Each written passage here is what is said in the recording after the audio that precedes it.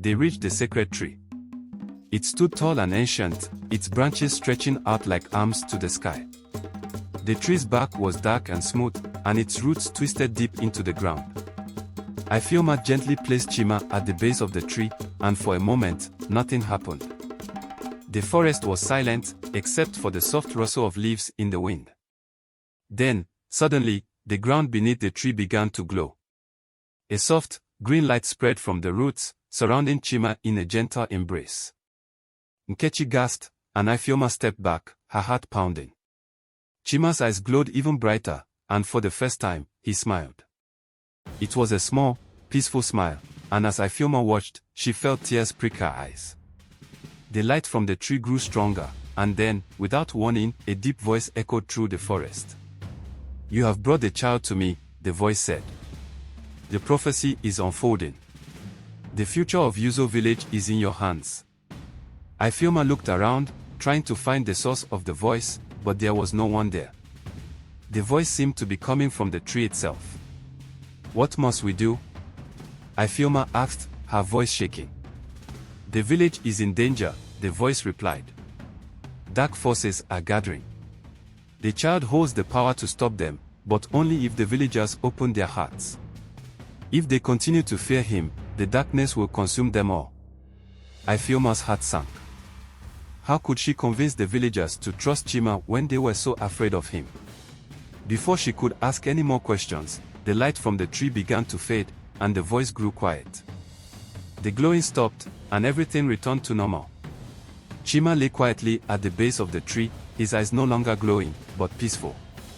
Ifeoma knew what she had to do. She had to return to the village and convince them to trust Chima. But as she picked him up, she couldn't shake the feeling that the darkness the voice had spoken of was already creeping closer.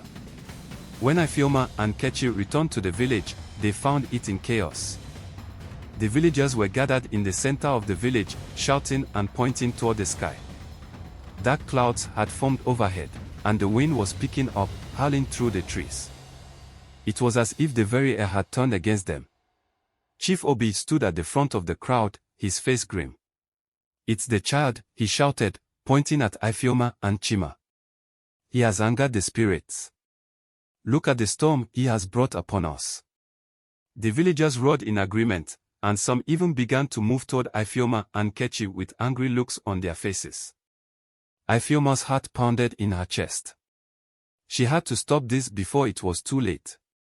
"Wait," she shouted, holding up her hands. "Listen to me. The storm isn't Chima's fault. It's the darkness. The prophecy says that if you continue to fear him, the darkness will consume the village." But the villagers weren't listening. They were too afraid, too angry. Okeke stepped forward, his face twisted with rage. "Enough of your lies, Ifeoma.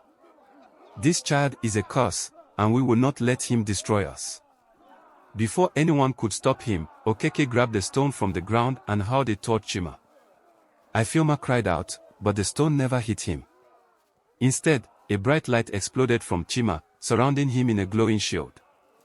The villagers gasped and stumbled back, their eyes wide with fear. Chima's eyes glowed once more, and the wind suddenly stopped. The clouds began to part, and the storm slowly faded away. For a moment, there was silence. The villagers stared in awe at the child, who was now floating gently in the air, his small hands outstretched. Ifeoma's heart swelled with hope. This was her chance. "Don't you see," she said, her voice trembling with emotion. "Chima is not here to harm us. He is here to save us. But you have to trust him. You have to let go of your fear." Chief Obi stepped forward, his face full of doubt. "How do we know this is not another trick?" "You have seen it with your own eyes," Ifeoma replied. "The storm was caused by your fear. But when you stopped, Chima saved us. Please, give him a chance." The villagers murmured among themselves, unsure of what to do. But slowly, one by one, they began to lower their weapons, their anger fading into uncertainty.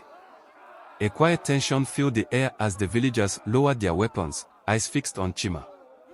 He slowly floated back to the ground, the glowing light around him dimming until it disappeared completely. Ifeoma stood beside him, her heart pounding, but full of hope.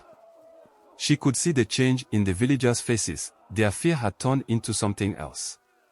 Curiosity. Uncertainty. Perhaps even trust. Chief Obi, however, was not ready to give in so easily. He stepped forward, his eyes narrowing as he looked at Chima. This child has powers we don't understand. How do we know he won't turn against us when the time comes? How can we trust him? Ifeoma's hands trembled as she stood her ground. Chima saved us from the storm. He could have let the darkness take over, but he didn't. He is not our enemy. The prophecy says the future of the village is in our hands. If we choose love and understanding, we will be saved. But if we keep fearing him, the darkness will come back. You saw it yourself. The villagers whispered among themselves, unsure of what to believe. Nkechi, who had been silent for so long, finally spoke. I have raised this boy since the day he was born. I know his heart. He is not a monster. He is a child, my child, and I would never let him harm this village.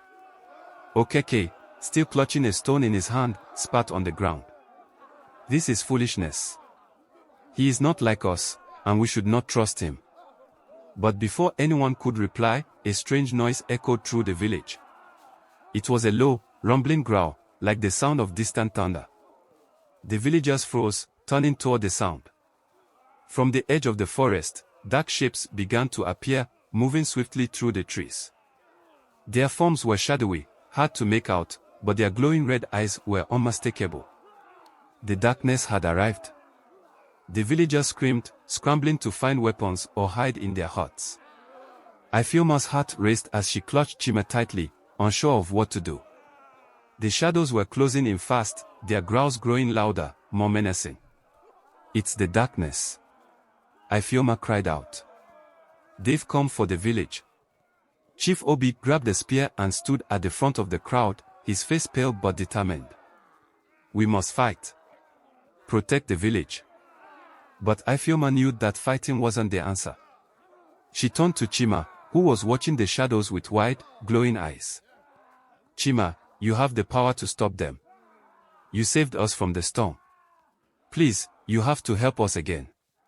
Chima's small hand reached out toward the shadows, and for a moment, the air seemed to crackle with energy.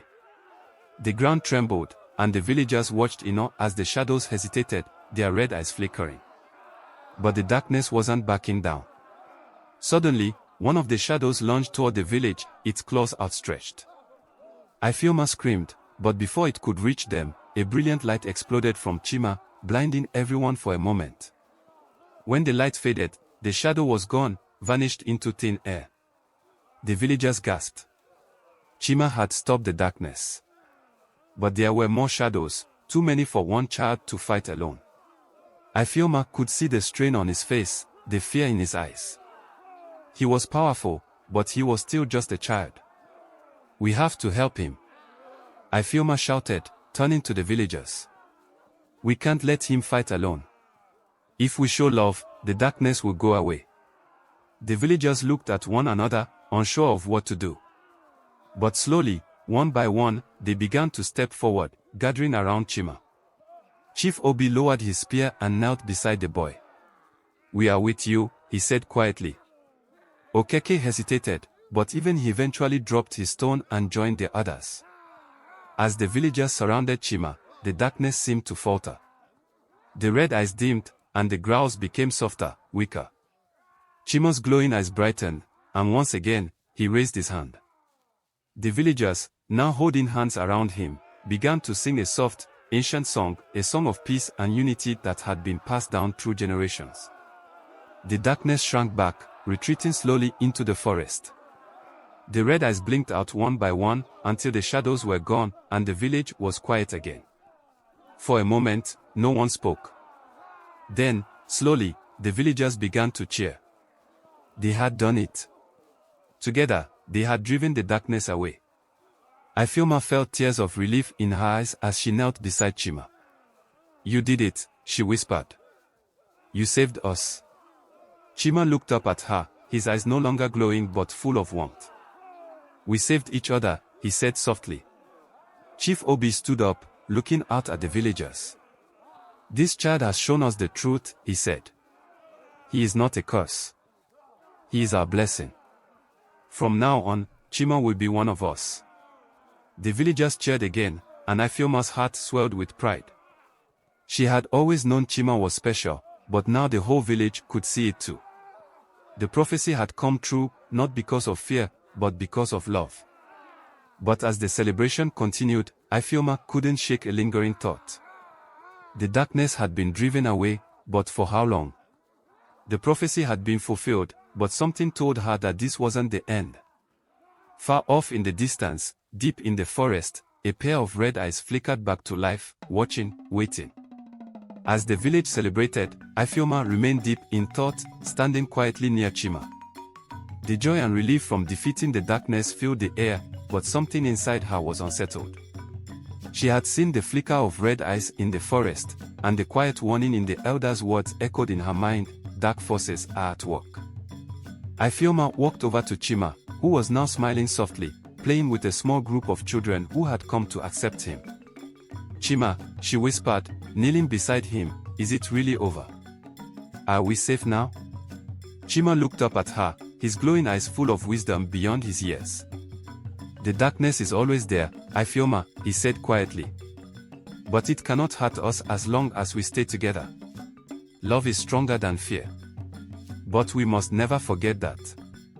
Ifeoma nodded, understanding now that the battle wasn't just about the shadows that had come to the village, it was about the choices they made every day. Fear had allowed the darkness to creep in, but their love and unity had driven it away. That was the real power. As the night fell and the stars twinkled above the village, Chief Obi gathered the villagers together around a large fire. The flames danced brightly, casting warm light over their faces. He stood tall, his voice clear and strong as he spoke. Tonight, we celebrate not just the end of the darkness, but the beginning of a new chapter for Yuzo village. We have learned that our greatest strength is not in our weapons, but in our hearts. Chima has shown us that love and understanding can overcome even the darkest of forces. The villagers cheered, but this time, there was no fear in their voices. They were united, stronger than ever. Nkechi, standing by Ifeoma's side, placed a gentle hand on her shoulder. You were right, Ifeoma. You saw the truth when others couldn't. I will never forget what you have done for my son, for all of us. Ifeoma smiled, feeling a warmth in her chest. Chima showed me the way, she replied. We all had to learn to trust each other. As the night wore on, the villagers danced and sang around the fire, their hearts light with hope. Ifeoma watched as Chima played and laughed with the other children, his eyes now filled with the joy of belonging. He was no longer the spirit child they feared, he was one of them. But deep in her heart, Ifeoma knew the elder had been right. The darkness would always be there, waiting, lurking in the shadows. Yet, she also knew that as long as they held on to their love for one another, they would always be ready to face it. The village of Yuzo had changed forever. Chima had brought them closer together, reminding them of the power they held when they stood united. And though the future was uncertain, one thing was clear, whatever came their way, they would face it as one. The story of Chima, the spirit child, would be told for generations, not as a tale of fear, but as a story of hope, of love, and of the strength